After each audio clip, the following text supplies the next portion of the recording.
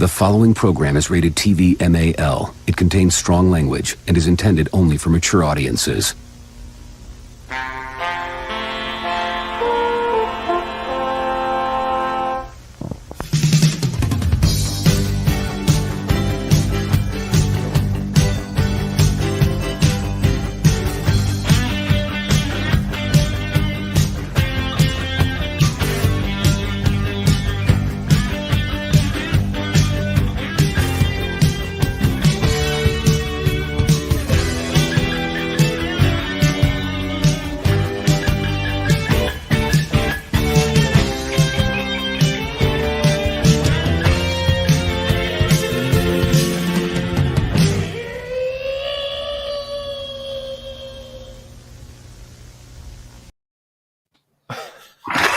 Still makes me laugh. Great response. That's a great video. I love it. It's so beautiful. Thank you, Perry Chan, and welcome to a very impromptu Fury of the Whovians, because we had some big news yesterday that I didn't really get a chance to talk about very much on Friday Night Tight. So I brought in some of my Doctor Who homies, and we might get a couple of more later. And yeah, we're going to talk about the return of Russell T Davies, which is it's beyond huge news. And I mean, I think for everybody's first reaction was excited, but now we've had some time to think about it. And I want to kind of just start out by going around the horn and seeing what, I've watched everybody's videos already, but maybe some people out there in the audience haven't. So we'll start. What was your first reaction to RTD returning? Initial reaction was joy. The person who actually returned Doctor Who from the void, coming back to the franchise, the guy who seemingly, when he was asked to do his little Doctor Who stories recently, took the piss a little bit. So he kept talking about the Doctor regenerating into animals and all that kind of stuff. It felt like he was having a little bit of fun with how stupid this whole thing had got. So initially, it was one of excitement because it's not only him, but he's bringing Bad Robot in as well. Sorry, not Bad Wolf in as well. If he's bringing Bad Robot in, I'd turn around and walk out the door right now. Have it gone, Slip. So yeah, those two elements of him bringing in Bad Wolf and him coming back was one of initial excitement. But there's a question which has to be answered, and if it's not answered, then it's all for nothing. Yep, totally agree. And that's basically what we're here to discuss, is that question. Ian, man, what was your first reaction? What was your first feelings? I was happy that they decided to bring back George Lucas back to... No, that's the other one, isn't it? Decided to bring it back, Russell T back to Doctor Who. I was really happy. But then when I thought about it, I thought to myself, that's very sneaky of them, isn't it? Because obviously Russell is gay, and before he's been saying a lot of supporting the woke stuff. So I'm a bit, I don't know. I don't know. Now I think about it, I don't know. But I think I'm happy about it. I'm not really sure. There you go. That's me. I'm not sure at all. Tell you the truth. There you go. And Dan, by the way, that's Ian. He does a little web series. He's one of those people out there trying to create his own stuff. Rebecca Gold, please go check it out. And y'all know Az. And by the way, Az is still a little under the weather. He sat out FNT, which I'm glad he did. I'm very glad, but he was missed. He was very missed. And I'm glad he's here. Even 50% Az is brilliant. And then we have Dan from the Man 40 podcast. What's going on, man? What were your, I know you've been talking about it a lot. You've seen that, have you? Yeah, we have just a bit. Yes, well, that's what I did last night. Was listening to all of you guys while I was I was up till 4 a.m. Like, thing is, the sods, Gary, what they did is they waited to announce this until after we'd done our big season finale on the live stream shows that we did. And then they dropped this biggest piece of news ever on the Friday afternoon. Now, firstly, Friday afternoon to drop a chunk of news like this is very unusual for the BBC, which does make me think, my inclination is that this was leaked. And this maybe wasn't supposed to have been announced perhaps until the anniversary, because I believe that Series 13, such as it is, will be played out by then. So, yeah, I think this was leaked. Otherwise, we wouldn't have got it when we got it. So they're the reason why, whoever was going to leak it, probably the Mirror, they're the reasons why we've all been up since like 10, 11 o'clock every night for the last couple of nights. But generally, my reaction, it's this. Hang on. It doesn't work. This. and this. Yeah, like that. That's my reaction. Genuine reaction. Huge fan of Russell T Davies. Former BBC license holder. I gave up my license a couple of years ago when this whole S-Storm started to, really kick in. Russell T Davies is, as a human being, as he's right, Russell T Davies is woke. He's the granddaddy of woke, the Gandalf of woke. But he's not a woke writer. He writes characters and he writes story, which is what you call, Gary, a person of talent, which are few and far between. There's not many of them coming through at the moment. And so regardless of the misgivings that I have, once I came down from that initial euphoria, regardless of that, I think this is a hugely positive move generally. But although it's Russell that's standing tall and he's the name above the door, he's the one getting all the press, I am much more excited about the show becoming an independent production with BBC Studios and Bad Wolf. I have been pleading to Julie Gardner, because the BBC do watch, we know they watch and listen to Type 40. So I've been openly pleading to Julie Gardner through the glory of webcam for them to please take Doctor Who, for Bad Wolf to save Doctor Who. And she was listening, bless her heart. And yes, I've got more faith. I've got faith in Russell, but I've got no faith in the BBC. I have every faith in Bad Wolf Studios at the moment. Well, yeah. And we have another guest here. Hi.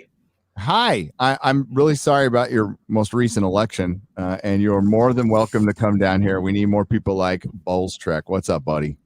Gary, dude, I had blocked that out of my head. I hadn't thought about that in like 4 days, and now you've depressed me again. Yes, Canada is a toilet, and we've stopped caring because apparently they like being a toilet. So, oh, Canada, we be screwed. So how is everyone? We're Long good. time no see. Yeah. Good to speak to you, Boss Trek. Hey, dude. Yeah, it's good. Yeah. I liked your video yesterday. It was great. Yep. Well done. Thank you, my friend. Actually, yeah, I think Ian was the first person I was talking to on Twitter about this, because I was in a meeting. I left. I'm like, okay, I'm going to get some work done. Then I go to Twitter and I just see there's like 100 DMs and Ian was at the top. I'm like, what's going on? I'm like, oh. So my initial thought was, briefly, I'm like, oh, this is good. And then reality set in. So I was excited for half a second. But I have a reputation of being somewhat of a negative Nelly. I don't know if you've noticed that about me. I'm a bit of a pessimist. And I think, Gary, you put it much more eloquently than I did. I think our videos went up within seconds of each other, so I didn't see what you said until I'd watched it. But if I had to include something in the video I put up yesterday, and people are mad at me, to put it mildly, I would have said, no, I can understand why so many people are excited over this, and like what you said, Gary, if you're excited over this, you deserve to be excited over this. We've had 4 years of absolute shit, and we've got another 2 years of this shit to continue. Based. Yep. Yeah, it's true. But it's a fact. But it's, and I could kind of tell because the way we did our videos, you kind of went through the article as you're doing the video, and then reality kind of sunk in a little bit more as you went through it. See, with me, I did it as an edited video, so I went through a few edits, and each version became a little bit more pessimistic. But one thing I will say, like, Unlike Chibs, who has done nothing of value in his life ever, we can't slag RTD for his 4 series. Next to the Philip Hinchcliffe era, those were the best 4 series, I think, in Doctor Who history. There was a magic about that era. But keep in mind, many things have changed. This was 12 years ago. I know it's scary, but it'll be 12 years on January 1st since the David Tennant era. Yeah, thanks for that. Yeah. It is a co-production, but the BBC is still involved. And the parameters I had set a while ago, where there are only 2 ways that for me is acceptable in terms of the show going forward. 1 is cancellation, or 2 is just removal from the BBC and forced to sell off. So there's the BBC involvement. It's the comments about carrying on the wonderful work Chibs has done, and also just the last thing I'll say. I can also give an example of 2 other times where we've been excited that somebody was coming back. Remember about 10 years ago when we were all excited because Ridley Scott was coming back to the Alien franchise, and we're like, yes, it's going to be look what we got. Remember around 1996, 97, it's like, oh my God, George Lucas is coming back to Star Wars. He is going to write and direct episode 1. This is going to be awesome. Then look what we got. But so myself, I'm skeptical as hell. If I am wrong, I'll admit I'm wrong. But until I see definitive proof that the show is going back to the way it was, I'm not buying anything. So that's my very long intro. Sorry. Go ahead. Sorry, Gary. I'll be quick, and then I'll just say they haven't earned our anything yet. They have earned our skepticism. That's what they have earned. Sorry, go on, Ian. No, I was just about to say, as JT on our stream said, it all depends on who they cast as the Doctor. That's going to be the breaking point for I think for me as well. Actually, if they cast a woman as a Doctor, I'll watch because it's Russell T. But if it gets worse, then I'm out. You know, I think it all hinges on that for me. I don't know about you guys. I don't know what it hinges on for you guys. If it regenerates into another woman, I'm out. You're out. Okay. Yeah. Yep. I'm in. I'm in if I'm in pretty much whoever, as long as he doesn't cast Ollie Alexander, I'm in. Oh God. Away. I think that would be. I mean, with that, Ollie Alexander, he wasn't feeling it at all when all that brewed up a few months ago when It's a Sin was a big hit. So much so that the guy left Twitter, refused to talk about it, said he didn't want to know and all that kind of thing. But people are still, obviously that's all come round again. And so you know what people are like. People join the very first dot that they can see. If they cast Ollie Alexander, which I honestly don't think that they will do, then I probably am out. Anybody else, despite the fact, look, the Doctor is a male character. I've always said that. I was one of the very first people calling this gimmick out for what it was, a gimmick 4 years ago, and I took a lot of heat for it. And for a long time, Type 40 was kind of blacklisted because of my view on this gimmick. And my attitude, my opinion of that hasn't changed. That being said, nothing really could be worse than the situation that we're in now. I'd settle for, if I can't have the return of my childhood hero, I'll settle for the return of something that resembles that classical, iconic British TV hero at the centre of ideally 13, but let's be conservative and say 10 robust sci-fi stories, and that's what I think we will get with Russell T Davies. I think that although the Russell T Davies that wrote At the End of Time, let alone Rose, he's lived a lot of a life since then. He's had a lot of joy and a lot of tragedy in his life. It's going to be different, but I think his commitment to telling real stories that are aimed squarely at Doctor Who's true audience, which isn't us guys, I think that will remain. And that will be what powers it through, and that will be the test of whether Doctor Who can live again or not. Well, us guys are. I disagree. We're not exclusively the target audience, though, are we? No, we are. We are the core Doctor Who audience. The drop in ratings has absolutely proven that. I think You're we're its dropping biggest. ratings from the I think we're its biggest advocates. from the inception of Jodie Whittaker, and seeing the curiosity ratings that she developed, which was always going to happen, down to the lowest ratings Doctor Who's ever happened, showed that the core audience, which spans generations, is all gone from Doctor Who. Oh, that's true. So But what I'm saying is, well, they don't want middle-aged men watching Doctor Who. They need middle-aged men watching Doctor Who, because middle-aged men watching Doctor Who bring their children to watch Doctor Who, and their children will bring their children. But if they're not watching it and their children aren't watching it, we see that we get the lowest ratings that we've ever seen. It's no accident that when ratings dip here in the States, and it's different here. Okay, the viewership here is different.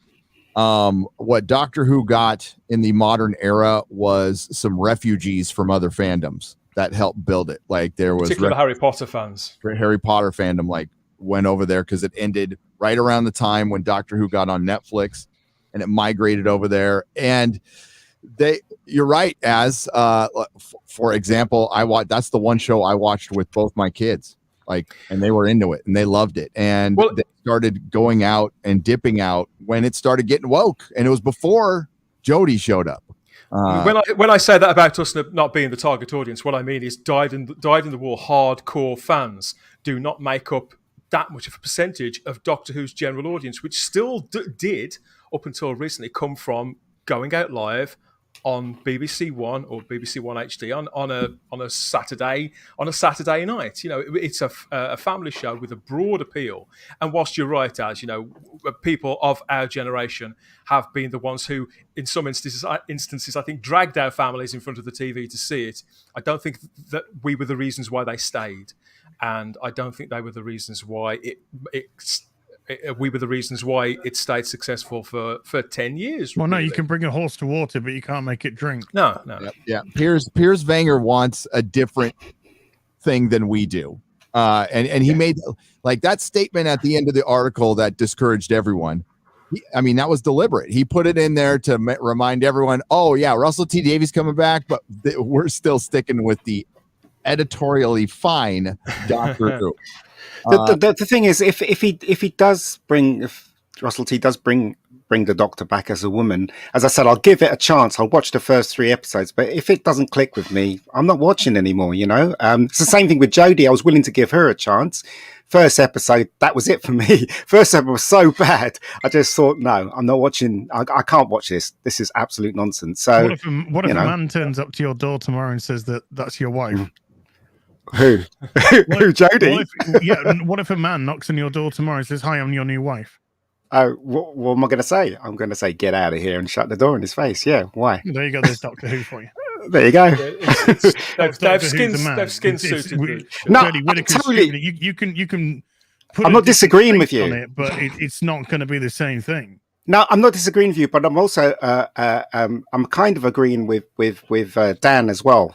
So they're not. It's going to be a new kind of Doctor Who, but as I said, the big question is whether it's going to be a man or a woman. And if it is a woman, I'll give it a shot. But I'm pretty sure it's not going to work for me. No, did you guys notice the expression that Piers Wenger and in fact, no, I think it was just Piers Wenger used? All new Doctor Who. Doctor Who has, Chris Chibnall has led Doctor Who to if not cancellation, to being taken out of production. We had Doctor Who, the series that ran from 63 to 96. Then we had New Doctor Who, which ran from 2005 to 2017, really. But okay, let's be generous and say to now. They're billing this as all new Doctor Who. There's going to be that divide, and I wouldn't say they're admitting defeat, because this is the BBC. They never admit defeat. But this is a massive salvage job. This is as close as they will get. They will never. No, I don't think any company nowadays would do that. True. Although, you know what? At least in this country, when people admit defeat and go, "I was wrong," people love that. People freaking love that. Go, listen, we screwed up. We tried. Sonic. Even acknowledging, like, hey, we know the fandom. What we want to do is you don't even have to take responsibility, although you should. You should go, hey, we want to heal the fandom here. And it's real easy. It's the simplest thing. Just don't be ideological. That's all. And people conflate that with political. No, ideological. Your identity politics. You're pushing your uber progressive CRT. And yeah, that's very divisive politics. Just leave that out. Nobody's asking for the doctor to come in and build a wall in Texas. You know, that like we don't expect to see those stories or talk about tradition as theft. People think like that. But people think though, Gary, that people like when we use the word woke as a negative term, that we must be against visibility and all these other things. And and it's not the case at all. They don't think that. They use that as an argument because they have none for our arguments. If you go and watch any of our videos, our arguments against that, none of us have ever said we don't like women.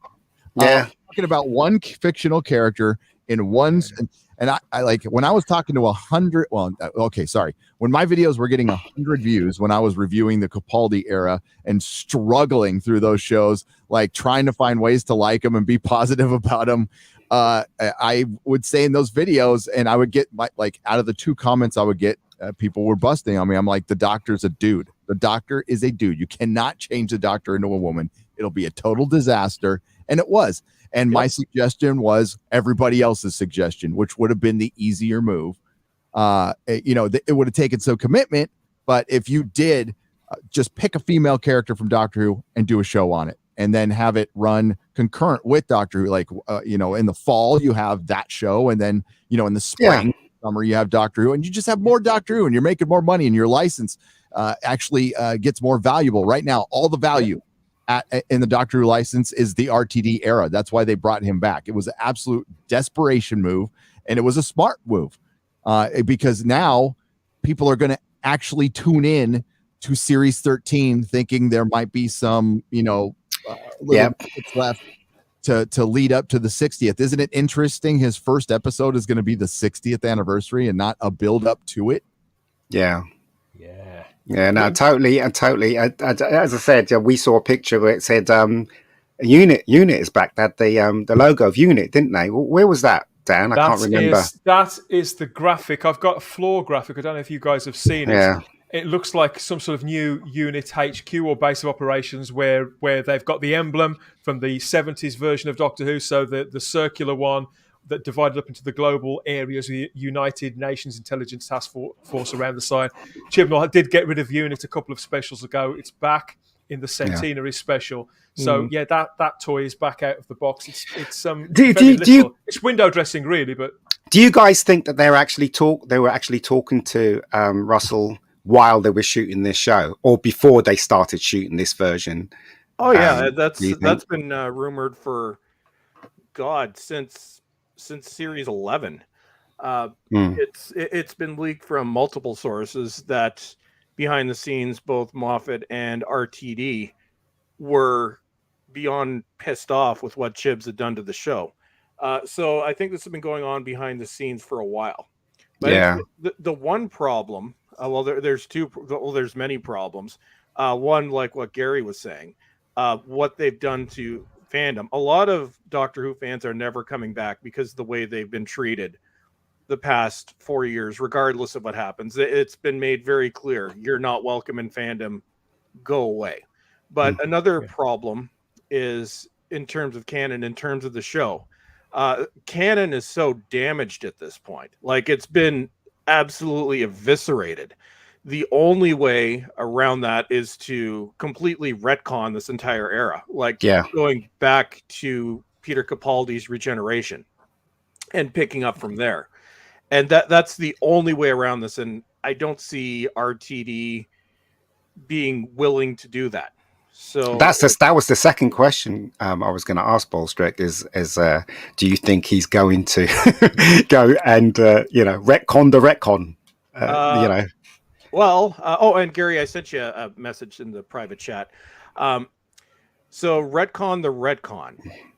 Oh, okay, yeah. So I don't think so. You don't think so? No, I don't. No, even if you read the article, the idea is that they're going to build on what they've done, and unfortunately, you can't. Retconning this entire era is the only way around it. And people are asking me, and a lot of people are asking me, well, why, when I'm giving my various reasons as to why I don't see this working. I'm like, you were in a very different place when RTD first came in 2005. Doctor Who, it wasn't hated. It was actually loved. Even when it went off air in 1989, it was still, it had petered out, but the show got fire in its belly again with season 26. Big Finish was doing very well. The novels were doing very well. You thought of Doctor Who. I'm like, I love that show. Doctor Who's coming back. And I remember it was November 2003 is when it was announced. From that until when the show actually began. Yeah. Everyone started that's I remember when that first trailer came out, watching it over and over again. Oh God, We're not in that situation now where not only is the show ruined, but you've got basically 2 more years of this shit before it even takes over. So we're just a little past the halfway point. So you got 2 more years of additional damage that's going to be done. And I don't think Chibs left willingly. He didn't. I think he was forced out, and God knows what he's going to do. And I don't think RTD is even going to.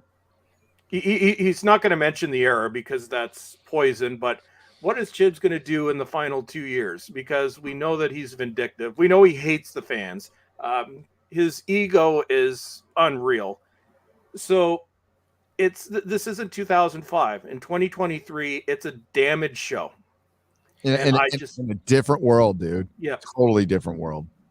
But if he does come back and he retcons the retcon and he puts a male person as the Doctor, you guys will all be on board. I just want to make that clear, right? You guys will all be on board. Right? I was just about to ask, as what would it take for you? I'm sure it's very similar for me to be back on board. The Timeless Children has to be got rid of. Yeah, there you go. See, my feeling William is that Hartnell is the first Doctor. He is, and there has been 13 incarnations of the Doctor. Not the little black girl. No, sorry. My feeling is that Russell T Davies will handle that, which and I loathe all of that. I do. So do I. Supportive of the hashtag from day one. But my feeling is that he will handle that exactly the same way as he handled the Paul McGann Doctor being half human, and he most likely just won't mention it and gradually hope that the viewers forget it. I think it's a tall order. That's not good. I know it's not good enough, but I think that's what he'll do. It's a completely different situation. So that was a throwaway line in a TV special. That at that point, a lot of people didn't even acknowledge. That was a throwaway line, Bolster. It was quite a big part of the story of the TV movie, but it had been a few years.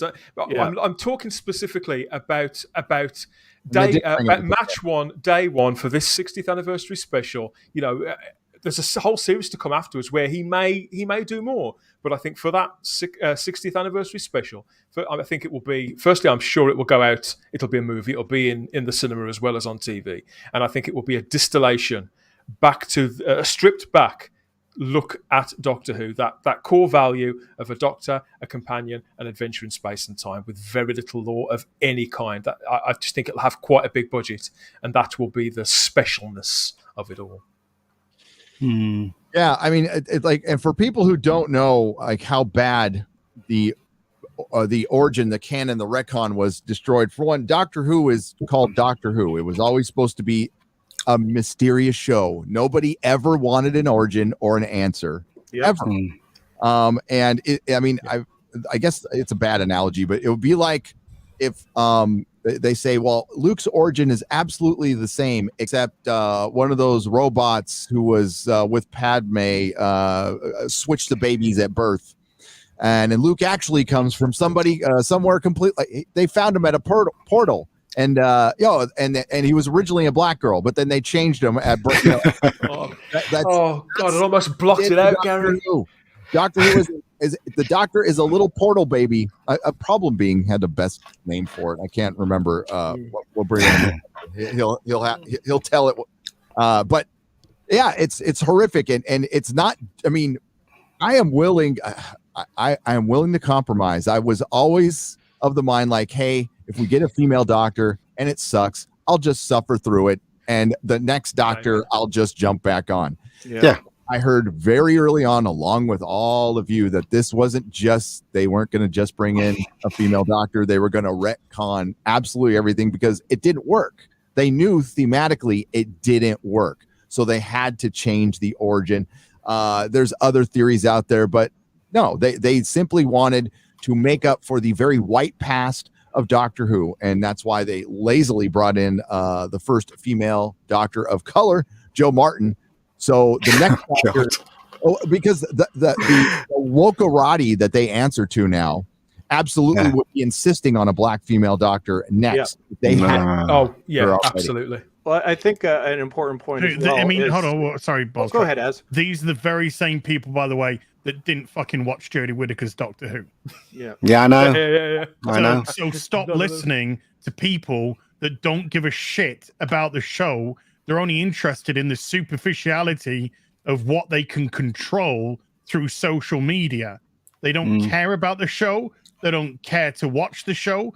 They don't understand the show. They've never seen the show. They never want to watch the show, but they want to control what the Doctor looks like. Shut up. Yep. Stop listening to these people. Your viewership has shown distinctly and clearly that the people who watch Doctor Who, which are families and families from generationals, are not watching the show anymore because you destroyed the very fabric and core of what Doctor Who used to be. A fun show with a madman in a box. Yep. Going away on adventures with a companion who we look through the eyes of as the human aspect of it. Totally. To appease people who weren't even in the demographic of the viewing audience either.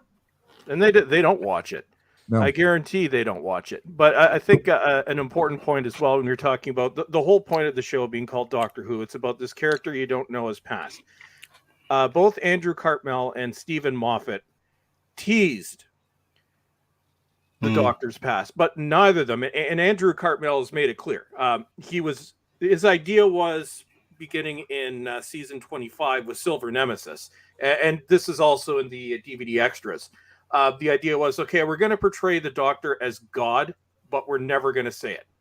Stephen Moffat would toy with the idea of the Doctor's past, name of the Doctor, who is the Doctor, answering similar questions or asking similar questions. But Moffat was never going to give a definitive answer. You tell us who the Doctor is, the show's done.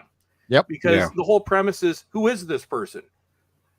I don't want to know. That's the mystery. And the fact that when Chibs came up with the explanation for what this character did, it just undermines everything that came before. It's, and I know Az and I have discussed this before. I can't even watch Classic Who without seeing that. I can't watch William Hartnell without seeing that. And just the disrespect that has been done to them. And not just disrespect to the characters, but this is disrespect to everybody that has ever worked on the show. And many of them have, there's only Philip Hinchcliffe is the only surviving producer. And in one of the Blu-ray extras, I'm pretty sure parts were cut out because he is not happy with the political BS going on. Verity Lambert would have torn them a new asshole. Yeah, she would have. Because yeah. it's like, you say you have it hard. No, I was a woman, 27 in the 1960s. Mm-hmm. And I made it. Yeah, wouldn't have so, cut any mustard with her. You have three actors that are no longer alive that formerly played the Doctor. They had no say in this. Like I said, only one surviving producer. John Nathan Turner never would have done this. He was still the longest serving producer of the show. It's like you done fucked up, and I don't see a way out of it. That's why I can't support this, because the only way of fixing it, they'll never do. They'll never do. Well, fingers crossed they do. Ian, I can definitely understand, and Dan, your enthusiasm, and I wish I could see it that way. But do you see it as a good? How about this, the worst thing? How about this, Bolstrek? I mean, I appreciate everything you've just said. I think this is subjective for a lot of us in the fan base, because the individual connection of this show with each fan, it is really quite personal. But I would say this: if there is a kind of silver lining to this massive fuck off cloud. It's the fact that of the very few people saw the Timeless Children. Of that very few people, only a tiny percentage of them had any concept of what any of it was supposed to be about at all. So whilst it does linger in our memory because we were the most deeply burned and cut deep by it, the general public, the general audience, I think they've forgotten now. I think they still remember it as being a really, really boring show, and it was another episode that they fell asleep. General audience is gone here in the States, and I don't think they're coming back. Even with Russell T Davies to the general audience. Well, I mean, a lot of the general audience here, and I'm speaking recently, folks. There's classic Doctor Who fans, but the vast majority was modern Doctor Who fans, and they know Moffat probably more than Russell T Davies because that when they popped on, like Davies was gone, and Matt Smith's incredibly popular over here. I love it. Deservedly so. Wonderful actor. But I think millions of people know about the Timeless Children because of our videos. The Critical Drinker, Mahler has talked about it. I've talked about it. Az has talked about it. All of you guys talk about it, and they check. Listen, there's channels I cover. I'm a huge Doctor Who fan, but I cover a lot of stuff. These guys, I'm bringing them in because they cover Doctor Who all the time. That's where I'm checking in between my videos, doing my own research. I'm checking in on these guys too to see what's going on in the fandom, basically. And it's been ugly. It's been absolutely the worst, ugly. And I don't know why anybody would want to come into this fandom right now. I mean, they might want to be because it's fun. And there are so many grey areas to this as well. I mean, I know somebody in the chat is saying that Dan guy's talking rubbish. But I am sort of. Hello, I love you too. But I am really summarizing quite a complex situation because this whole thing and what Bolstrek is saying, is definitely right. It's certainly true for him, and it's partly true for me. But I do try and sort of step out of that side to myself and view it from a different perspective, and to see where it could go in other ways too. So I'm not trying to be deliberately contrarian. I've been just as condemning as Bolstrek has, as Gary has, as Az had over on the Type 40 podcast. We eviscerated that Timeless Children finale for 2 hours solid. And we got fantastic numbers for it as well. But I think I streamed for 12 hours straight that day. Do you know what? I just want to make it clear that I'm totally for what Gary and Az and everybody else is saying. But I tell you one thing: if he does cast a woman, I will watch the first episode. And if it doesn't take with me, I'm gone. But I am definitely all for retconning the retcon. And casting a male as the Doctor. That's what I'm for. Why not make a Rani show? Why not make a Susan show? Exactly. Yeah, why not make an actual established female Time Lord show? I agree. As a Susan show idea that I think it was like a month ago you talked about it on Real BBC. Well, that's the second time I brought it. I did it. Yeah. We talked about it last year when we talked about Doctor. Yeah, we did. That's a fucking great idea. Like, I would watch the hell out of that show. I would back it all day long. I watched Class. It was fucking terrible. Oh, God, anybody? That should have been your indication as to where this was going. Yeah, but the one thing they got right about that was the character of Quill at the center of it. They cast her well, and that wasn't a million miles away from how a good lead of a spin-off Doctor Who show should be. She was just in completely the wrong show, written by the wrong bloke, on the wrong channel at the wrong time. The worst wrong everything. Yeah. Well, it's kind of funny, Gary, because you were talking about how Doctor Who's dead in the States. Here in Canada, because it picked up in the US with Matt Smith, but here in Canada we got it immediately. So it picked up with Christopher Eccleston, and I go back 10 years. Everybody I knew was watching the show. Everybody loved it. Now, I'm the only person I know that watches it, and I do it for, I guess, masochistic purposes to review it. But it's kind of funny. I think I've said this, I've told this story before, but it was actually my father that first introduced me to Doctor Who. I used to watch it on TV Ontario with him every Saturday. They used to play the newer episodes at 7:30. So my earliest memory is actually watching Doctor Who with my dad, and I'm pretty sure it was Destiny of the Daleks. So my dad was he introduced me to Doctor Who. He introduced me to Star Trek. So all this stuff actually started with my dad. He stopped watching partway through the Capaldi era because he thought it was dull, and I kind of have to agree with him. Brilliant doctor, but terribly written. Then he just happened to turn on one episode, and it was Orphan 55. Oh no!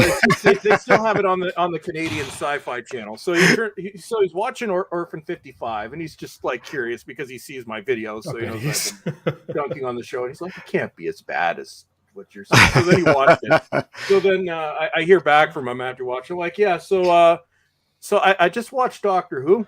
How do you like it, Dad? What in the name of holy fuck was that? I'm like, I told you. I'm like, well, yeah, I thought it was bad, but that was awful. But I'm like, well, you also picked possibly the worst episode to come in on, Dad. But yeah, it's like, okay, so now I know why you're so grumpy on your computer thing. I'm like, yes, I'm very grumpy on my computer thing. They're in their 70s, so they're not really technology people. At least but, they know. Yeah. I know shit when they say it, yeah. And that's and in casual conversation, all people know about Doctor Who now is I don't even really mention I do YouTube anymore because people just get triggered. But when it does come up, I'm like, yeah, I used to watch. Oh yeah, isn't that show they turned the Doctor into a woman and then it got really bad or something? I'm like, yeah, that's all they know about it. It's like it was massive here, like massive. Yeah. And now it was huge here. It was what everybody was talking about it for a 3-year period. The build up to the 50th was great. I mean, yes. Oh my God. I watched that initial 50th anniversary trailer, which was just After Effects. It was freaking brilliant. And I watched it probably 100 times. Yeah. Everybody was excited. It was one of the best buildups, and it was what Doctor Who was praying for. And that probably made them a lot of effing money. I mean, there was toys, action figures, fucking games, cosplay, everything. It was everywhere, and it was a pretty even audience, male to female. And, it is. Yeah. Sorry, guy. I mean, it was nothing compared to what happened in London when the day before it was being screened. Everywhere in London, it was Doctor Who. I went into a pub and because we got invited to the screening with Moffat and the cast and everything, me and Keith, and we went to a pub, and even the old people that were drinking in the pub holding up the bar were talking about Doctor Who. Yeah. Went to Waterloo, there were screens with Doctor Who everywhere, the 50th, everywhere. It was like Christmas. Yeah. And to think, had such joy on that day, and to think where it's gone from there to now, it's so depressing. Fast as well, wasn't it? The decline was so steep, so fast. Well, the decline was immediate because Jodie Whittaker opened a big fucking fat mouth before she even said one line of dialogue. Yeah, it's celebrating the white male gaze, and that says it all right there. Yep. She would never. Russell T Davies would never have signed off on his lead actor or actress saying something like that publicly. Sorry, guys. No, but Chibnall would. No, and I've talked about this in the past. It wasn't fair for Jodie. Everybody knew that she's going to be the first female Doctor, and when she signed on, I think she just thought it was another role. I think she just thought it was another role, and it wasn't. People were going to be critical because you were a woman, so she had to try harder to be more empathetic to the fan base, a fan base that she wasn't going to win over. She wasn't going to win all of them over. But instead, she decided to go right there, like most people do, go to the worst of the worst comments, use it as an example to disrespect the fan base, and then, say things like, your show's got a bit old. Fuck off. A show that's been around for that long and is still relevant, you took, by the way, it's the biggest role of your life, and you didn't do the work. You didn't do the work necessary. And the fans noticed that. So you disrespect the fans. You don't watch the show. You come in, you say the thing has gotten a bit old, and they still act like nothing's wrong. That's my favorite part, is they do these little press interviews like, oh, it's so historic. I'll never forget the Lucy Jones article I covered 3 years ago. Remember, she's like, I'm a Doctor Who fan. I never watched it before. I thought it was stupid, but now I'm going to be the biggest fan. So I remembered her. I'm like, I'm going to follow you on Twitter. And she has not tweeted about it since. 2 years, this big, and that's exactly who they were making for. Oh, God, 2 years. It's been 3. 3 years. Yeah. 3 years. And what My friend Kyle, who was a co-host on Type 40 sometimes with me, he was there at Comic-Con where Jodie did that big reveal with the Her Universe people for the when they were selling their own versions of the costume, and he said, obviously she hadn't been on screen at that point, that at that Comic-Con that was the last year where Doctor Who had got a real presence, and people were electrified to see her there, and it felt like there was a real buzz around it. But as soon as the woman started to open her mouth, and let alone as soon as the episode started to air, it just dropped like a stone in the States, and it's like one thing flatlined. about Comic-Con is everybody's electrified for every panel. If you went, if Comic-Con meant shit, Snakes on a Plane would have been the biggest hit of all time. Plane, get these motherfucking snakes out these motherfucking planes. It was the biggest hit of Comic-Con, and the thing died. Serenity, Serenity. Comic-Con panels helped get Serenity made from Firefly. And those panels were great. They were entertaining. And if you went to Comic-Con, you would have thought Serenity would have been the biggest sci-fi movie that year. Wasn't. Complete bomb. Good movie. Great movie. Love it. But it didn't do well. It's not a good gauge. What it's a good gauge is in the crowd, not in Hall H, on the floor, outside, people walking around. You see who's cosplaying. You see what they're talking about. You see what merchandise is selling. You see how much of a presence it's got there. Like, Walking Dead owned Comic-Con for a long time. It had a huge presence there. Even Harry Potter at one point. Twilight ruined everything. Fucking ruined everything at Comic-Con. And now we're, it's what a lot of us said this 3 years ago. It's like, oh, we know how this is going to end. The franchise is going to be in pieces on the floor, and we'll be just picking them up. And that's where we are now. So can Russell T Davies put Humpty Dumpty back together again? Sure. He has to do one single thing, and it's going to take a lot of balls because he's going to get a lot of criticism. You undo the Timeless Children. The first would be, you're giving in to the Nazis. He's going to go Nazi do two things. No, it's worse than we thought when we were talking about this 2-3 years ago. We thought it was just going to be woke and unlikable. None of us could have predicted what he was going to do to canon. So not only is it in pieces on the floor, the pieces have been pissed on and set on fire. So you're putting the ashes back together at this point, the ashes of the pieces that were torn apart. It's and that's what I keep saying. That's why I'm skeptical, because there's only one way of fixing this, and they ain't going to do it. The BBC can't admit that they're wrong, though. That's the problem. They can't admit this error failed. That's why it's so good that it's as far away. You'll never be able to get Pryor's Mickey Mouse away from Disney. You'll never get Doctor Who away from the BBC. But this is the nearest you're ever going to get with it in the hands of Bad Wolf. And whilst Russell T Davies or anybody else couldn't look to do that, I want that too, Bolstrick, I sincerely do, couldn't do that first night. I think what we may see, in the same way that Russell T Davies, what I would like to think could happen is in the same way that Russell gradually unwrapped Doctor Who mythology, Time Lords, Gallifrey, old adversaries, old companions, very, very piecemeal across series 1 and 2 in particular, that if he is going to be back on this show for around 2 seasons, I think is the most we can really expect from a man at this point in his career. If he has got that time, I think what we may see, in the same way that he opened up the Doctor Who universe then in that slower way, I think over series 14, that season, we may see that retcon happen kind of in our blind spots. In the corners of the big stories that are being told. I know it's not what we want, watch. I can see them selling that to get you to watch, and that might seem like a wise strategy. I wouldn't fucking do that. That's because people would just go, nah, because it's not us. I mean, the hardcore audience is what I'm talking about, but those middle-aged male normies out there, they're just, for one, good luck getting them back. Good luck getting them back. To get them back, you're going to have to bring back like Tenet, or Eccleston. You're going to have to bring back. And even either of those would work, because. Or a very attractive female companion. I was going to say, if it's going to be a woman, she's got to be mega fit. It's true. Both aged as well. So it's, neither of them, to be kind, but neither of them visually have aged that gracefully. So it wouldn't work. Like, when I was still listening to Big Finish, yes, Tennant can still pull off the Doctor character, but he doesn't have that look anymore. The man's No, in he his doesn't. 50s. It is what happens. Yeah. But one thing that I would like to be is I we would all love to know. have been a fly on the wall of the Doctor Who production office while this was going on, because this RTD thing, we just didn't think it was going to happen, but this didn't come out of nowhere.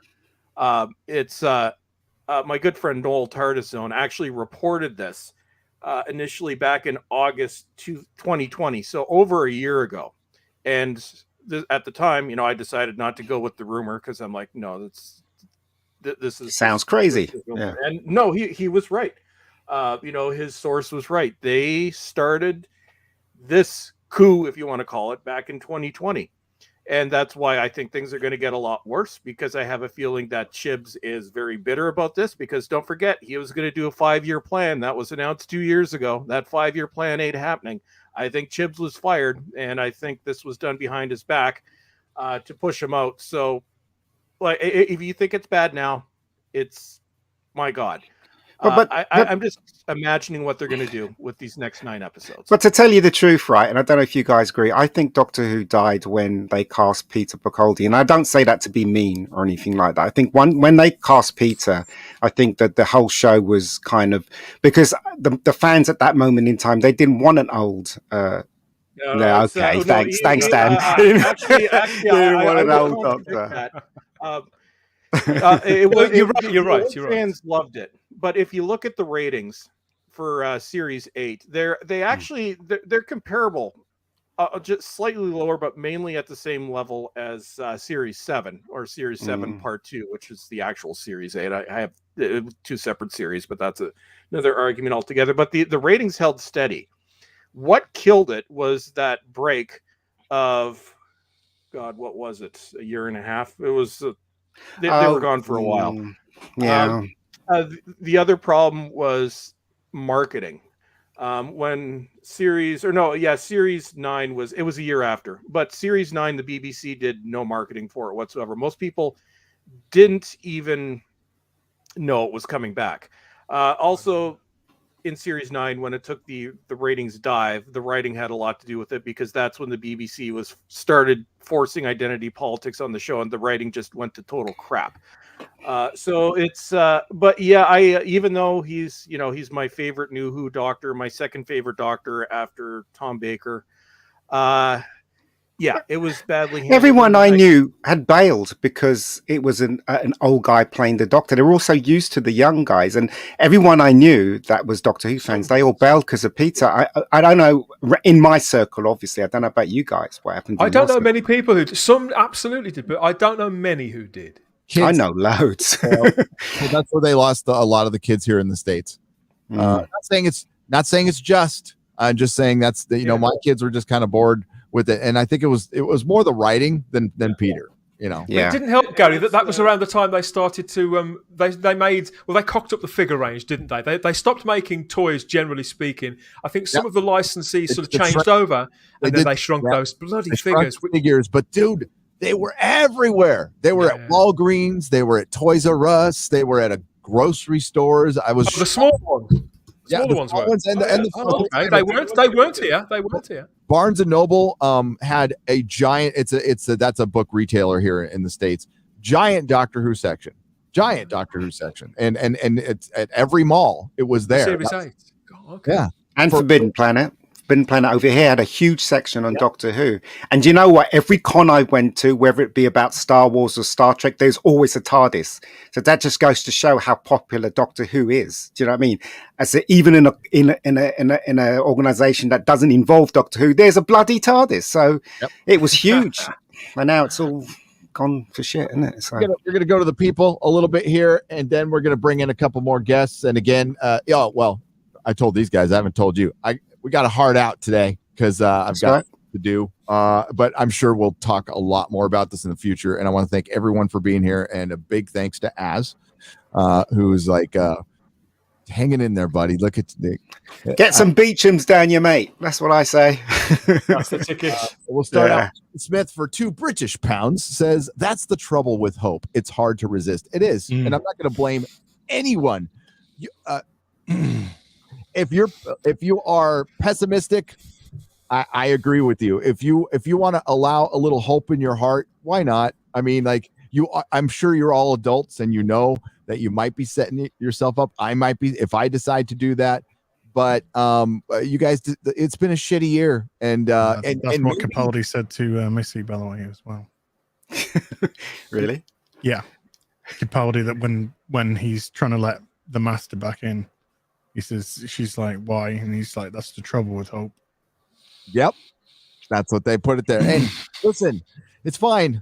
We'll find out. We got a long time to go. Maybe Chibnall undoes the timeless children in series 13. I doubt it. Yep. I heard it's a double down, but I could be wrong. Again, yeah, maybe all those rewatch parties and stuff. Maybe that lit the fire under Russell T Davies, who said he would never come back. Never come back. Yeah, he said he was done. Yeah, and he said that that was about a year and a half ago when he said that. He said it consistently over a long period of time as well, Gary. Yeah. And another factor, right before I get to the next super chat, is Stephen Moffat was with Russell T Davies in those first series 1 through 4 in the specials. He was there. He was around. He was a constant consultant on many episodes where he wasn't credited. What's it going to be like without him around? I think those and Russell T Davies working under constraints. I think that actually helped in some cases. Having watched Torchwood, which is half a good show, and I know Mahler would strongly disagree with me, but Eric Weinberg for $5 says, "Hail Whovians, hail to you, sir," and I'm glad to have you all here. Buford T Justice for $49.99. Everybody know who Buford T Justice is? Smoking the Bandit. Smoking the Bandit. Smoking the Bandit. Yeah. I don't know if there is any hope for our beloved IPs, but all of you have become my primary form of entertainment. Hope you're feeling better, Az. That's a lot of nice people. Well, he did break a smile there, so there you go. Maybe he's feeling better. Jake D, what's up, Jake D? Channel member, friend, met him in Vegas. Good dude. I'm cautiously optimistic. RTD certainly can't be worse than the past few years. Hail, Gary. What could be worse is he sticks with the timeless children and he cements that legacy, and we get like some mediocre Doctor Who, and that would probably be enough for them to call it a success and make sure it's there forever. That's the worst case scenario for RTD to put his seal of approval on it. So is it Doctor Who saved, or did RTD sell out? It's one of the two. We'll find out. It's never coming back. Yeah. Screw a reboot, screw a return in 20 years, it's done. Aiden, I agreed. Aiden McGurr for 20 British pounds, real money. Based on his comments about Doctor Who needing to do what Marvel's doing, we're totally getting new spin-off series from Russell. Jenny, a return of the SJA gang grown up. I based on what he said, I think we have to see how it starts out. Russell T Davies is a BBC guy. Through my research of a couple videos, when I research videos, I watch lots of interviews. That's why it takes forever. I'll sit there and watch a 3-hour interview, a 2-hour interview, a speech that was given at some BBC luncheon where Russell T Davies is really against. He loves the license fee. He loves the BBC. He does. Yeah, and he's coming back to save the BBC and Doctor Who. That crossed my mind too. Yeah, you know why though? It's because you don't then have any advertisement or you don't have any investment interference. Yep. Because it's money from the British public that's been taken from. Who are you going to complain to? Who's British public? They don't give a fuck what we think. That's the whole point. That's why the BBC's gone down to 20. I gave up my TV license a couple of years ago, not just because of what they've done to Doctor Who, but largely, it's a big part of it. But if Russell can turn this around, I won't be going and getting a TV license just to watch the 60th. I'll wait until we're a season into this, before I'll do that again. It'll be a long time. I love how your bureaucracy. I have an I have an iPlayer here, and they just asked me, "Do you have a TV license?" And I went, yes. And me too. Except no, they blocked the fingers IP. crossed behind his back there like a good boy. Yeah. A VPN. I use a VPN, so I am watching it, and I am watching it in London. Oh, they don't like my VPN. I use private internet access. They've blocked all the IPs. That's Trudeau. Trudeau's going to kill your internet. Soon. Yeah. Honestly, I could go an entire live stream on what's going to be happening in my country Dude, next year, but it could be bye both track.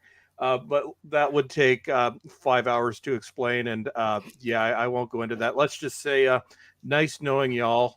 I'm gonna catch this, buddy. We'll do a big compound down here. We'll have Az move over here, and Bulls Trek, and X-Ray Girl, and Perry Chan. And yeah, we'll build it in Waco, Texas. A compound. Oh, that's probably not a good idea. No, that didn't too go so soon? well last time. I don't think it's too soon. Paulo 536 for $20 says, I want to be optimistic, but knowing what I know of the BBC, there's no way they will allow Davies to do what would be necessary to fix this train wreck. Also, as bad robot, Jesus, man, don't scare me like that. When I cancelled my TV license, though, I did cite to them Doctor Who. Yeah, I did too. They sent me a survey, and I wrote on the survey, and I put because of Doctor Who. This is the reason why I don't believe in the BBC. Sorry, I had to speak to someone on the phone. Oh, did you? Yeah, I did. Yeah, it's kind of funny. Nobody will be able to review this upcoming shitstorm because nobody's going to be watching it. It'll be like those of us that aren't in the UK, which is kind of ironic because we don't pay for we're not thrown in jail for not paying things. We just get our cable, or in my case, I haven't had cable in years. I get it all online. You poor bastards. That's okay. It'll probably come here too. My mum has it free because obviously she's of age, so she gets they took that away. No. They put it back. Oh, okay. So now my mum's got it for free. But it's really funny because she just said to me just now. She said she's been watching Strictly, and she was really amazed how two men were dancing. So she's like, she was just laughing. She's like, Ian, quick! There's two men dancing. I was like, killing myself laughing. There's BBC for you, isn't it? So, but I guess there's nothing wrong with that. But Captain Jack, he's done, right? Captain Jack ain't coming back. Oh yeah, John Barrowman's burnt some bridges this week on Twitter as well. He has. What did he do? Yeah, I agree with him completely. I love John Barrowman. I don't give a crap what he did. Yeah. No, I completely agree with you. He apologized. Nobody else did apparently either because they all joked about it. And he apologized for it 13 years ago. He doesn't need to apologize for it again. I don't think he needs to apologize for it the first time. Adults, messing around and being adults, especially when you're in like an artistic community, an artsy community, that shit is going on all the time. And most people don't have a freaking problem with it. Wasn't Johnny Depp on talking about how cancel culture is destroying his careers, destroying people? Johnny Depp, there was a video. Yeah. Hypocrite. He's right, but he's a hypocrite. Oh. Well, this is the guy that called for the death of Donald Trump? Donald Trump, yeah. Yep. So, Johnny, you got to be careful what you wish for, dude. Yeah, dude. I mean, like, you be consistent. That's all. Chibnall and Russell T Davies are being perfectly lovely to each other in that article, and it was just like way too nice. I'm like, oh, they don't like each other. They really don't like each other. Russell T Davies said when they asked him about Doctor Who, I can't remember what magazine it was, like 18 months ago. I think it was SFX or something like that. Asked him about Doctor Who and would you ever go back and work on it or do you watch it? And he gave a very brief comment, which was, I don't recognize the show. I don't know what Doctor Who's about anymore. And fast forward to yesterday, this was certainly just over a year ago. It was sometime in the middle of last year. And then fast forward to yesterday, and all of a sudden, Chris Chibnall's his hero. I told you he was taking a piss when he was ranting about regenerating into fucking animals. Yeah, definitely. I definitely agree with He was fucking laughing his knob off when he was writing. There's loads of stuff like that in the Book of Rose as well, in the novelization of Rose. Yeah. I'm optimistic though. I'm hoping that the show will come back on track, and I'm hoping that they'll do those two important things. I'm hoping get a nice young handsome man, get a nice young beautiful woman together, and let them just go on an adventure around the universe. Get in a box, Go on an adventure. Go Yeah. have some I fun. was watching a snippet from a documentary earlier on from when they brought it back in 2005 called Doctor Who: A New Dimension, and Mark Gatiss was speaking to camera in there, and he was on location. They were filming The Unquiet Dead, and whoever was interviewing him said, what's the secret to Doctor Who? And he said they used to bill it in the Radio Times as an adventure in space and time, and that's all that it really is. He was Yes. right then, and he's right now. That's all that the general public really need to sweep them away. As a fan, I mean, certainly in my case, I'd be happy with that. I just want to press play or sit down with a drink or whatever and watch that for ideally 50 minutes, whatever. Yeah, they're not out of ideas. I said it in my Bond video. If anybody comes up and says something needs to be radically modernized or it's tired and we're out of ideas, wrong person for the fucking job. Because there's plenty of people with Doctor Who ideas. I remember when they said they were out of Christmas ideas back when my channel was much smaller. And I had people send in Christmas ideas. And I got some, just little paragraphs of what they would do for a Christmas special for Doctor Who. I got freaking hundreds of them. It was great. Yeah. So here's Russell T Davies back in 2019. Doctor Who was rubbish after I left. Is really what's going on. And it carried on for a few years, and it managed, it stumbled along. Get my coat, darling. Hooray! Not together at last. Yeah, we are. Hooray! I love this man. I love this man too. How And that's excited- the announcement of the That's evening. That's it. We're together. Come on, Sorry, it's Sue. marvelous. Yeah. How excited are we about Dracula? We're very excited. Are we? Good, good. I'm glad. Dracula. I'm glad. Don't bring it up. Read through any minute. Listen, Sorry, I think people often expect us to be rivals and enemies. And we Yeah. love each other. We do. Probably do. It's like, hooray. It's all that Sure. nonsense. It's like, I'm just going to ask you a Doctor Who question. I mean, something I asked you earlier. where do the Daleks come from? Scarrow. Correct. Get harder. And Kembel. Nice. Yeah, forget about Kembel. I was going to ask if you still find yourself coming up with ideas and thoughts for Doctor Who, because I think you said before that you... No. Boom. No. Yeah. Oh, if they were in drag, they'd be just like the two Ronnies, wouldn't they? Yeah. Love that. Love that answer. It's just so nope. Yeah. And that was 2 short years ago. So what changed? I mean, only was 2 years. Oh, lots of pounds. Lots of Yeah, pounds. that's what Yeah. They probably got this big bag out with money, bang. They went like, do you want to come back? Why not? Back that's up the probably what money he truck. did. Yeah. Yeah. We got a super chat from Daniel for $100. Daniel. My goodness. This is Gary. You are my spirit animal. Oh no, Daniel. We are true fans of Tolkien and Doctor Who. I grew up with old Who, but I only wish I had a breadth of knowledge you have. Only a complete undoing will work for me. Make it that she was a fake all along. I will never acknowledge her. That's the other part of it. There's the timeless children. And Daniel, thank you so much for the $100. I appreciate you. There is the timeless children argument. That one is a absolute deal breaker. Needs to go. And then Yes. there's the. I think most people will probably suffer the female doctor, and a lot of people will still not come out and admit that they just don't like her, and they won't watch her, and they won't buy her stuff, and anything she's in, they're not, it's going to kind of ruin stuff. And not kind of, will ruin it. She will ruin the 60th anniversary if she's in it. And she will be in it. I promise you she'll be in it. I hope not.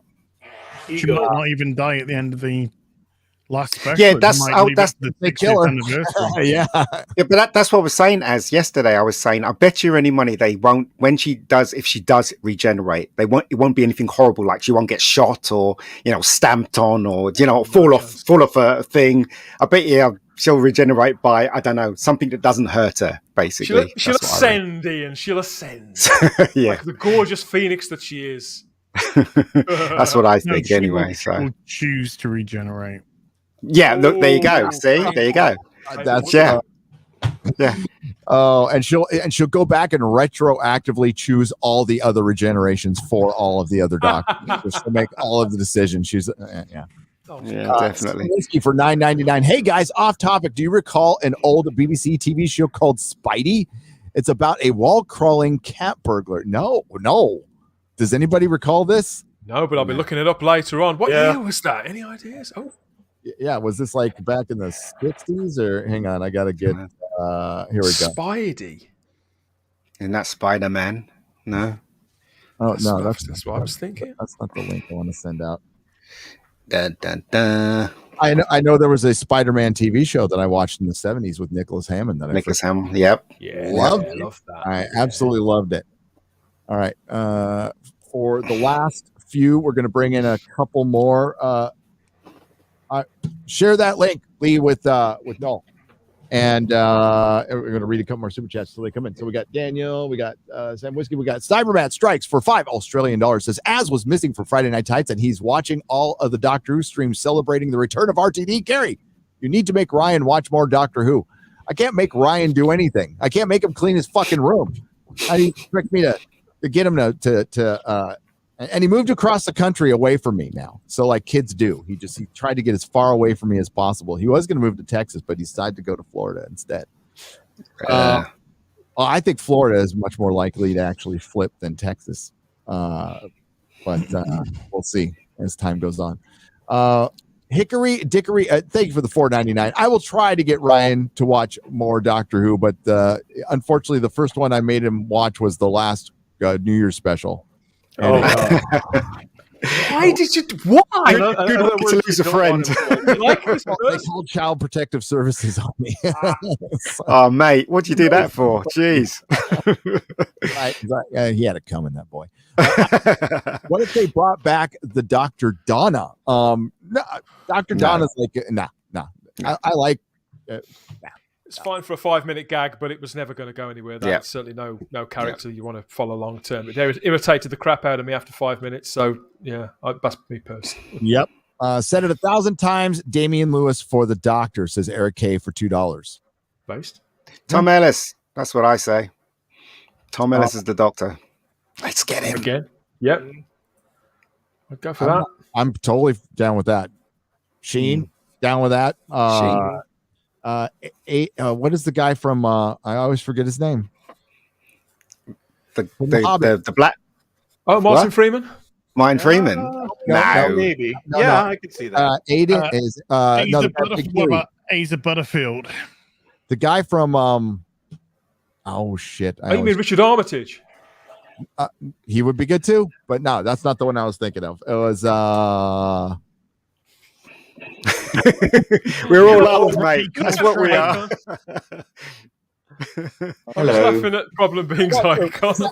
Like, it used to bother me when I'd have brain farts on live streams. It's like now it's like people just understand. Like this happens when you're 52. Like shit, you knew. You're 52. Jeez. Yeah, just the new 52. New 52, of course. Yeah. I'm older than you, pal. Older. Not good. You both look younger than I do, and I'm 43. Okay. Aiden Turner. Sign off on that any day. I would. Gary, I sent you a picture of someone I think would be quite a good Doctor. That. Yeah, for how do you pronounce his? Anurin, I think, or Anurin Barnard. Bernard, as the Americans would say. Bernard. I am pretty much at it. If it's a dude, I'm fine. I'm fine with the dude. Is that guy from The Hobbit? No, but he looks like him, doesn't he? He's got his haircut. He was he played Cilla Black's husband in the thing that Sheridan Smith made. Was that Aidan Turner? No, that wasn't Aidan Turner. But it kind of looked like Aidan Turner. Anurin Barnard. Anurin. You gotta get. He's Welsh. You have to get well, it doesn't have to be a good looking dude. It has to be a charismatic dude. A charismatic dude and a hot companion. Smoking. That's right. Hot companion. You want to bring people back, that's all you need to do. Noel, how are you? Not too bad. I'm all right. How are you all? Good. Going through therapy. Yeah, so I'll ask you guys because we have to have a hard out today, but I wanted to bring everybody in who I've talked to. We'll talk more in the future when we learn more. But I wanted to ask real quick, Noel, what was your first reaction when you heard this? I was over the moon. We've had 5 years of total destruction, and to bring RTD back says a lot. To me, it's BBC's way of apologising, but without actually coming out and saying that they're sorry. But I can tell you is that RTD has wanted this gig for a while now, and Stephen Moffat, both of them actually wanted this gig. They went with RTD.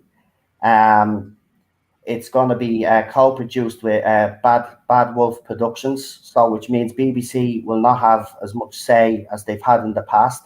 The licensees also had told BBC that if they didn't course correct, that they weren't going to renew their contracts with the BBC. So BBC were basically put in a corner. They saw no way out, and they went to the man that made it such a success when it came back in 2005. And I can back at least one licensee is already backed out. So the damage is done, and they were indeed threatening that. That is true. Yeah. Problem. I'm over the moon. That's my. I'm positively optimistic for the future. Of course, you know, there will be people out there that kind of are cynical about this, which is fair enough. I understand that. We've had 5 years of the BBC, Jodie Whittaker, Chris Chibnall telling fans that basically this show isn't for them. So I can understand it. But my thing would be, I would say, just wait and see what RTD does first, and let's give him a chance and see what he does. I think, and then we can judge then. You know, that's where I'm at. Part of what we do here on the internet is judge a lot. Yeah,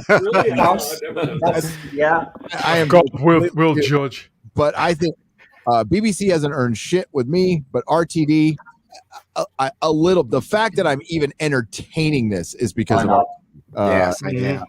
Cautiously pessimistic. That's what I am. So, problem being, what was your initial reaction? The first thing I thought was Noel was right, because I remember we were on a stream talking about this behind-the-scenes battle to get Russell control of Doctor Who, and Bad Wolf and RTD was one of them. So that was my instinctual response. Like, bloody hell, you know, because I mean, it was so far left field. I could never have imagined that they would pull this stroke, but I think it's a stroke sneaky. Of genius. It is sneaky, but I think it's a very clever move because I can't think of anyone else who could this. Really do justice to this. I mean, lots of names have been floating around, and it's all very sort of abstract, and people's names being mentioned, and usually like, oh, it's going to be a woman, female showrunner, because, you know, of course. That's what I thought. Yeah, but it was like a kind of a silent nod, like, well played. That was my response on Twitter. I was just on, well played BBC, well played Bad Wolf, you know. And I think Bolstrek was quite right to kind of think, well, we've seen this before. I mean, I couldn't think of any other franchises in TV that have done this before.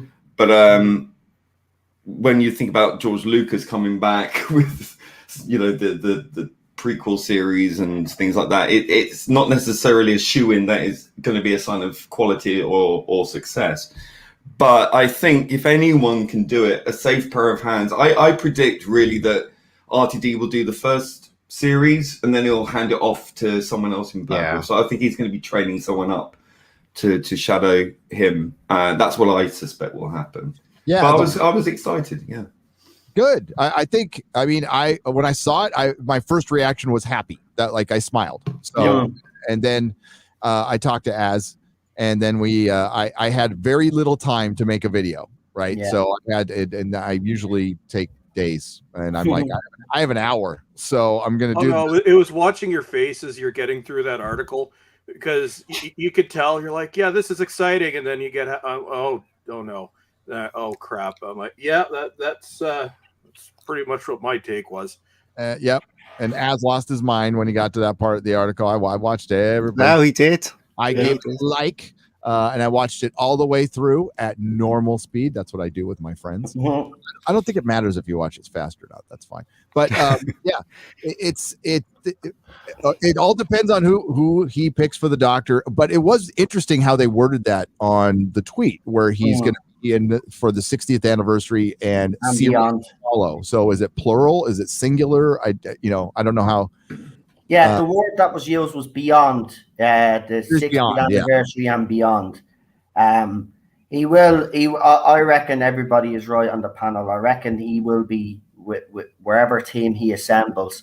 There'll be someone in that team that will take over, and then he'll drop down as executive. This could be a legacy thing, you know, like it will become, Doctor Who may become synonymous with Bad Wolf to the point that it becomes the house production for Doctor Who. So maybe this going forward will be them safeguarding it and keeping it as part of their brand. You can bet money on that, probably. It's definitely going to stay with Bad Wolf, and it'll be with Bad Wolf for longer than Russell T Davies is with. I think so. Yeah. I agree. And it's the way to go. It needs to be co-produced. We've been saying this for the last 5 years, haven't we all? We've said that it needs to be kind of taken out of BBC's hands for it to become a success again. And I think that's exactly what's going to happen. RTD, I've been told, has total control and has a say of everything that goes on from now on. And the licensees have also, as I said, made it clear that's what needs to happen for them to be on board. So I reckon it will, but we have, everybody is right to be cautious. We have to wait and see who we actually cast as the Doctor. Now, the other side think it's a shoe-in that he's going to cast a woman. I wouldn't be so sure, to be quite honest, because if you listen to everything that he said in the past, he's not really a fan of the female Doctor. He hasn't been. So I reckon we will get a male Doctor. And if those fans that said the casting of their male, they're going to go, well, I say go. We don't need you, you know, because, you know, RTD is great at one thing. He'll be able to suck a lot of new fans in and the general public. And he has to win over the general public as well, because as you know yourself, a show can't just survive with fans. It needs that general audience. So that's what he's good at, and that's what he's essential, integral to Doctor Who's audience. Exactly. It's got to be a commercial success. Yeah. The fact that this is now being farmed out to BBC Studios, which is independent, pretty much of the BBC, the commercial wing. You've got Bad Wolf, obviously, as a co-production. I think Noel's right on his channel as well, because he was saying that the licensees have been kicking off because they're not selling product. And I think there is definitely been at some point there has been a roundtable discussion with licensees and so on and so forth. I think predominantly it needs to be a populist show. It can't be a series, again, made for a clique audience like we've had for the last few years.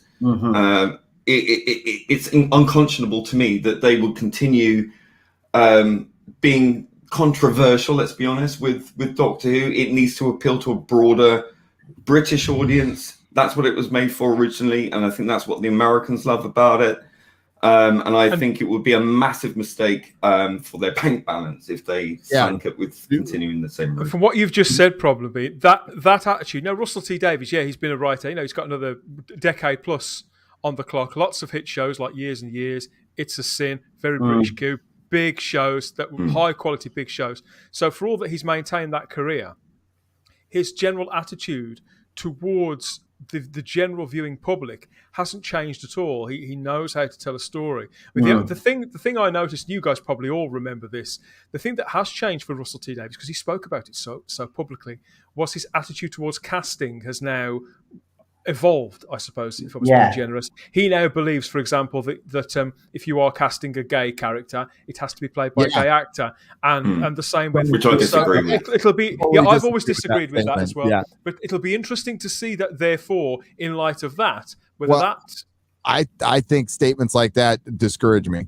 immediately. I think that is a discouragement, right? But there. I think he's always thought that, though. I don't think this is a development. I think we must be guarded.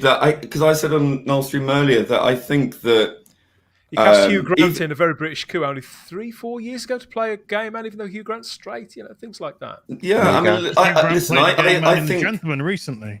I think he's very nuanced. I think he is a nuanced writer. He understands the human condition. He also understands social conversations and all of that kind of stuff. Yeah, and I think that he's always believed in all of this. This is new. I've got hit after hit after hit after after hit after hit. There's a reason why actors are called actors. They're playing a role. That's true. Yes. You don't expect somebody that's going to play. I was going to say Anne Boleyn to be black, but that fucked up. You don't expect Channel somebody 5 who's going to play Edward II to be a fucking king. It's retarded. That kind of whole mindset so fucking stupid. So to stick it to a facet of identity is just as stupid. We need gay people to play gay people. Yada yada yada. Well, we've had this big spurt in Hollywood recently when it comes to voice actors to do the same. Well, we can't have voice actors of one color, crap. which is bollocks because it goes one way. Because there's plenty of black voice actors playing white roles, but they're just taking away the white roles from doing other stuff. So it's all identity politics at the end of the day. It's all politicking, and we're sick of politicking. We just want entertainment. We just want escapism. We want our fun back. Once you've given us our fun back, when the cameras are off, go in your little corners, get your fucking mugs of Horlicks out, and identity politic to your fucking heart's content. All of what you want behind the back, do everything that you need to. But when it comes to the product, give us our escapism entertainment, which is devoid of your fucking pathetic, soon-to-be very dated ideology. I suppose us that it's one thing to the stuff that we built up over decades, all of us collectively. You decide to go out and use it as a platform for your ideology. What Az just said, ideology that's going to look pretty fucking bad in a few years. Hopefully, if the world gets sane again, which is very questionable at this point. Well, Gary, can I just say quickly on that? The whole identity politics situation. Speaking as a gay man, as I've mentioned before in here, I want to reiterate strongly that it doesn't matter if you're gay, straight, bi, trans, black, white, Asian, whatever. It's if you agree with the politics, and seeing people as groups of people rather than as individuals denies the people their true humanity, really. And I think this whole identity politics plays into this very sort of postmodern, post-Marxist worldview. And I've seen what happens to people who wander off the plantation, me being one of them.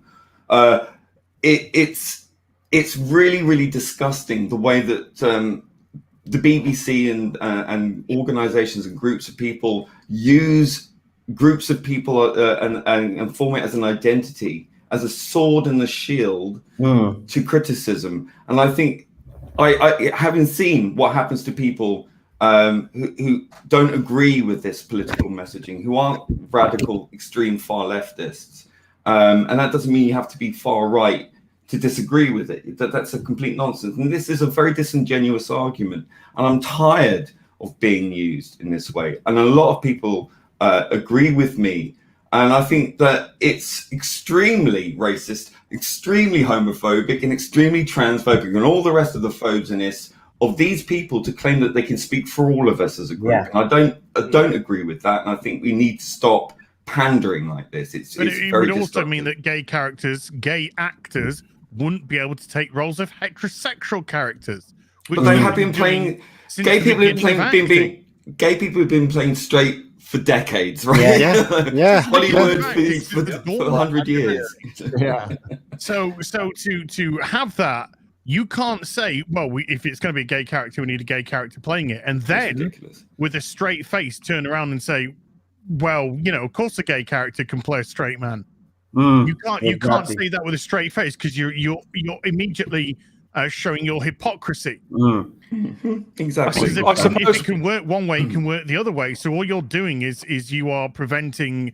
This is a whole ideological debate I don't even want to get into today. But all it does is prevent and gatekeep actors from doing what actors do, which is act. Yeah. Tom Hanks was in Philadelphia, wasn't he? And him and Antonio Banderas played gay men in that film, and they brought the attention to AIDS. And if it wasn't for that film, there wouldn't have been so much attention on that. And so, actors should be allowed to play any part they want. Really. Exactly. Look at Tom Hanks in Philadelphia. The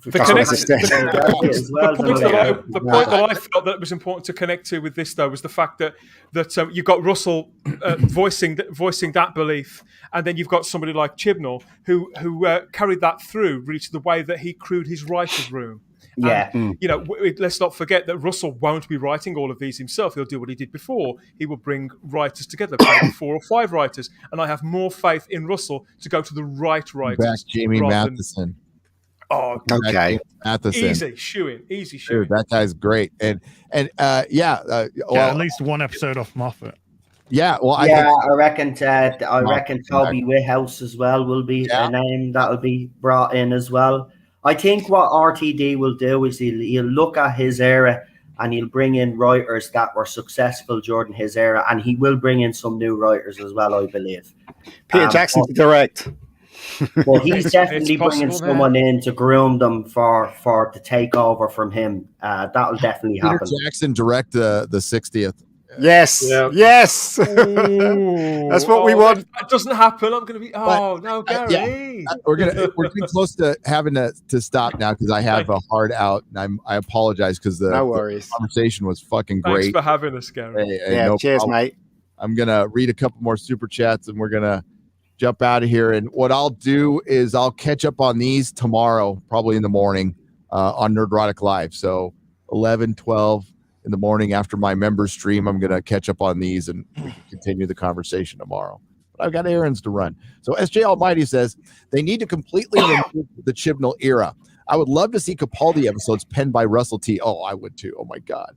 I know this won't happen, but I really believe this is what the show needs. I can only hope. Yeah, the show needs fan service. The show needs what Az just said, escapism, bring back the fun. Do whatever you need to do.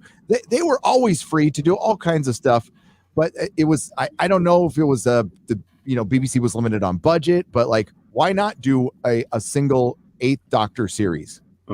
Yes, awesome. Yeah. Paul McGann deserves better. Yeah. Yep.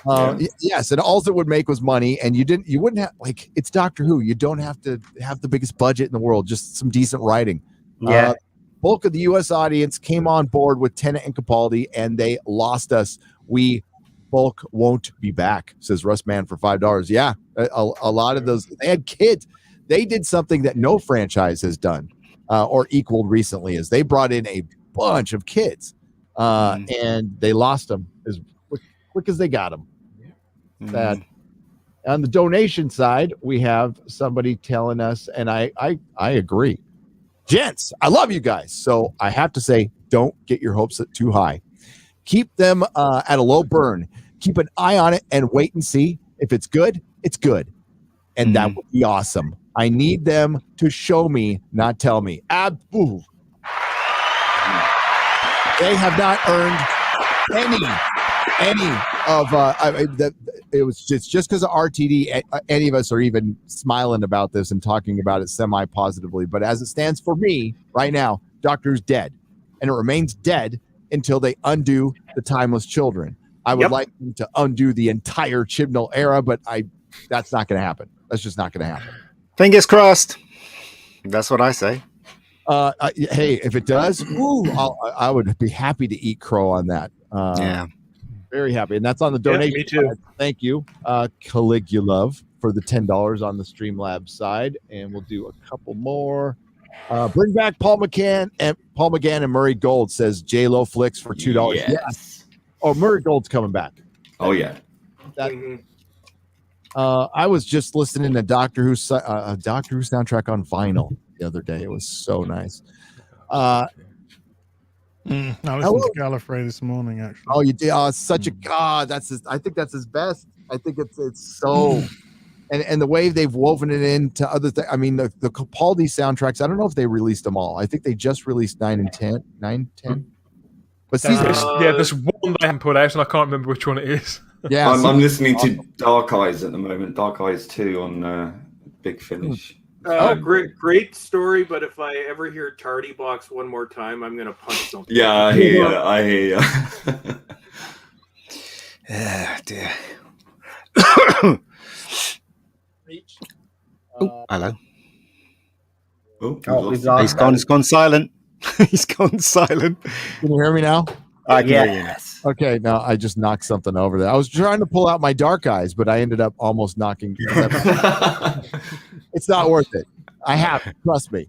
Have Dan Hadley showrun Doctor Who. Says hey, you can get me to direct. Just waiting for the call. I can do your visuals. Yay! Over at Legend. You're listening, RTD. Get your phone book out. Cheers for that one. I am available for title sequences and theme tunes. There we go. There we go. Oh yeah, producer of the great Ocean Man, the song that charted.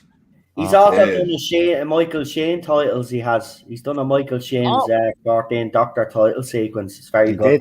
Very good. FYI, third Witcher season's just been confirmed. Oh, really? Good stuff. Well, I say good stuff. We haven't Wow. seen the second yet. Ouch. And they didn't even put out the second one yet. That's bold. Well, they did announce the second season before they put the first one out as well. This is true. What did they? But the question, I got a quick question for that. Will The Witcher be in The Witcher? Yes. You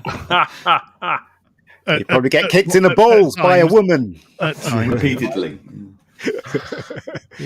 Because I can see the showrunner now. It's like, oh, all these women are watching because of my feminist politics. No, they're watching for Henry.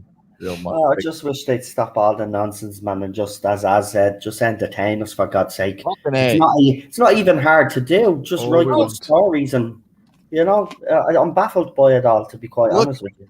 We'll read one more, and then so what if they bring back 9 and 10, and this would be the first time we see an old Doctor regenerate back, and he would have to cope with his return, and everyone that was with him is dead and can't return. Joshua M. Quirk for $10. That sounds like something that might work for like an episode. If you can get a Doctor come back, that would be like one thing to explore for like an episode. I don't know about permanent. It's not that far away from what they were going to do with the Dark Dimension in 1993, the aborted 30th anniversary thing for BBC Enterprises. They were going to take it back to Tom Baker's Doctor, and all sorts of stuff was going to go on. He was going to wear a black version of his costume and everything. Wow. And the best Cyberman design I've ever seen, because they actually did a beautiful iteration of the Cyberman. My God, they look really scary. Ada McGurr for $5 would be the last one. It says, finally, some Irish representation on the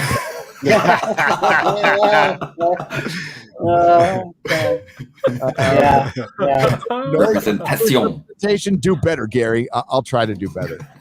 Better. I had to have a couple Americans on, so Az and I are here. Yeah. And, I thought he was from New Zealand. Yeah, so did I. Yeah, there's confusion there. I think everybody just wants a fun show. That's all we want. So for years, good writing, good scripts, good character development, everything that's been missing from the Whittaker Chibnall era. Yeah, we don't need a mirror held up to us. Like I don't need to see myself represented by a 1,000-year-old time traveling space alien. I just want fun, eccentric, crazy English dude in a box, and I think Philip Hinchcliffe described the Doctor as being basically that, just an eccentric Englishman, or an alien's idea of an eccentric Englishman. Good-looking man with a good-looking woman in the blue box. That's what we need. Yep. Madman in the box. That's what it is. And that's all we've ever been asking for. Exactly. Varying degrees, that's all we've ever been asking for. And obviously we're alt-right, because there's a huge contingency of alt-right Doctor Who fans. It's always been a show for fascists, hasn't it? I mean, we've only been watching it for 40 odd years because we just want such a fascist regime, and that's what Doctor Who's always represented. Absolutely. So we're going to wrap it up there. I'm going to go around the horn so everybody can plug their channels. And we will start with Noel. Hello, everybody. I'm Noel from the TARDIS Zone. You can find me over there. We do some classic Who watch-alongs, new Who watch-alongs. We got movie streams. We talk a lot Doctor Who as well. And we get source information as well. And we do break some of that as well. So that's the TARDIS Zone. Thank you.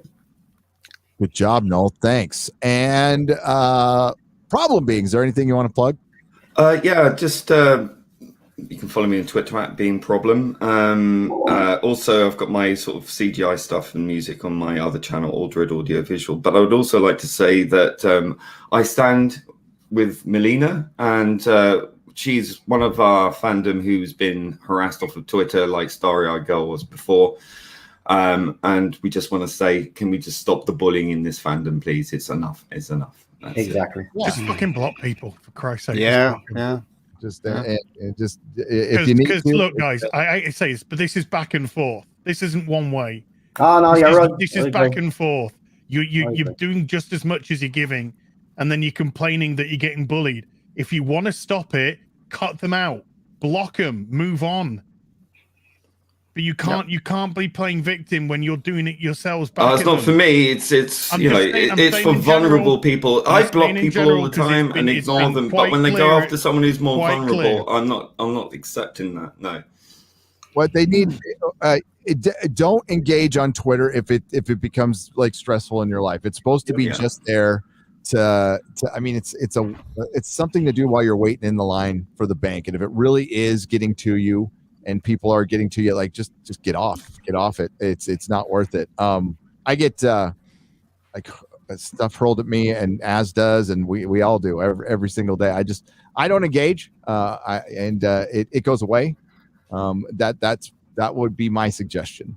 You back on it, or just what Az just said is block. I have a manager that runs an account. He has a manager, who sounds exactly like him, but it's a girl. So I always okay. Trans woman of color. Yep. Ian, you want to plug anything? God. I have my own channel. It's called the Rebecca Gull channel. It features a web series, an award-winning web series, 5 episodes. So if you want to find it, just type in Rebecca Gold on YouTube and you'll find it. I'm also on Twitter at Ian David Diaz Mega Geek. So if you want to talk to me on there, I'm there. I have a couple of films on my channel. I have a web series. I have my new show reel with my own TARDIS in a clip somewhere. Awesome. So there you go. Man. It's there you fantastic. Go. Well, thank you very much. Thank you very much. Well done, sir. Well done. Your show reel is phenomenal. It's so good. So good, Ian. Yeah. High praise indeed. Man is talented. Dan, please put your wares. Yeah, I'm Dan Hadley, Birmingham's king of the geeks. And I've got a channel. I can't help but laugh every time I say that. Yes, it's not much of a claim, I know. But yeah, I run the Spacebook YouTube channel, which we talk about all geeky out there entertainment over on there. Mostly Doctor Who, I won't lie to you, because I've been the host of Type 40 and now Type 40 Live too for about 3.5 years. So Type 40 is a podcast, which we put that out on Spotify, Apple, what's it called? Apple Podcasts, iTunes, all those places. So yeah, Spotify, Google Play, TuneIn, all those, or every podcast you could possibly imagine. You can go and hear us there, or there's a video version to that now on the Spacebook YouTube channel too, as well as our live streamed Doctor Who shows. 2 hours of concentrated Doctor Who geekery and nonsense most Thursday evenings. It's a bit of a sort of party theme. We misbehave, we throw up pretty pictures, we take the piss, and we have great big discussions all about all corners of new and classic and not Doctor Who. Yeah, we give Chibnall and Whittaker a bit of a kick in now and again. Why not? But yeah, come and find us on the Facebook channel and look for Type 40. Thank you, Gary. Thank you all for your company. Yeah, thanks. Dan, I appreciate it. Bulls Trek. Hello. I am Bolstrek. I am known as being one of the most hated people in some corners of Doctor Who fandom. And if you want to see how bad Twitter is, just look at my Twitter account, and it's the worst of humanity, but we love laughing at them. So I was retired, then I was semi-retired. I am now not retired. I am back to trigger the ever-loving shit out of everyone, which I apparently did quite well yesterday, so I'm on everybody's shit list again, so that's something to celebrate. I will be covering Doctor Who, the news around it. I'm also going to go back to covering non-Doctor Who stuff, because if I only cover this shit show, then I might as well just jump in front of a truck. So I will be doing various things, and I'm back. So follow me at my channel, Bulls Trek. As always, if you want to lose faith in humanity, just come visit my Twitter account, and and then run away, which a lot of people do, and that's it. And hail everyone. Yeah. Well done. Well done. I'm glad I didn't have to follow that. And my good friend, who's under the weather, but still like just powering it through because he needs to talk about Doctor Who, and we need to hear from it. As from Heel versus Babyface. You can catch me at Bowles Track. That's BOWLESTREK on YouTube. So I've been regenerated. I have been regenerated into Az. So this is where I bow out. So Az is now going to introduce a bunch of identity politics into the channel. It's going to go wonderfully. We're also going to get Az a dress because we need to be inclusive, and a wig. We got to modernize. We're going to modernize your channel, for a newer audience, for a larger global audience. I'm toxic, and I've been told I'm fired. So it was nice knowing you all. I've been canceled. I'm going to go into my corner now. We need to be more accessible. We need a more accessible Bowles Trek channel. So, as an address should do it. I think that'll get better. As I'd pay money to see that.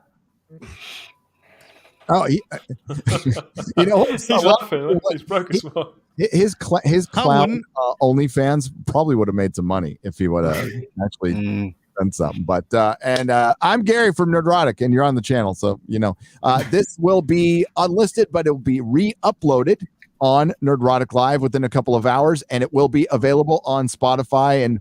Yeah, I don't know if it's iTunes or Apple Music anymore, so I just say them both, Dan. It's iTunes or Apple I still fall over that every time. Gary, I do it 3 times a week. And Audible, starting tonight, going to be on Audible. So, very excited about that.